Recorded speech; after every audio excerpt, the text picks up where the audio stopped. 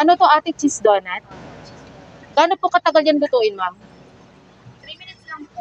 3 minutes. Mainit ang mantika. Magkano po isang piraso pong cheese donut? Iba-iba kaming flavor. May iba-iba po kayong flavor. Ayan. Ito po yung pagluluto ng cheese donut. 3 minutes lang po yan, niluluto. Ano pong ingredients, ma'am, yan? Harina lang po yan.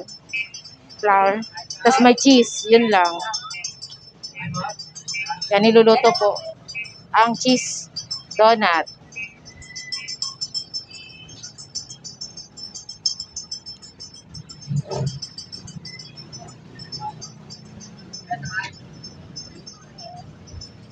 Yan, mainit po siya. Kailangan po siya deep fryer po. 3 minutes po yan niluluto. Babakuha ko na lang. Sobrang init po niya, no?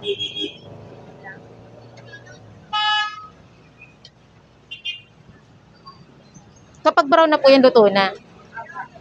Medyo, pag medyo golden brown na.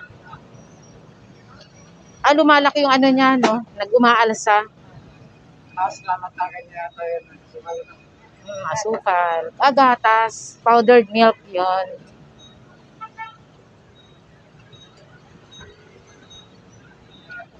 Yan, ayan na.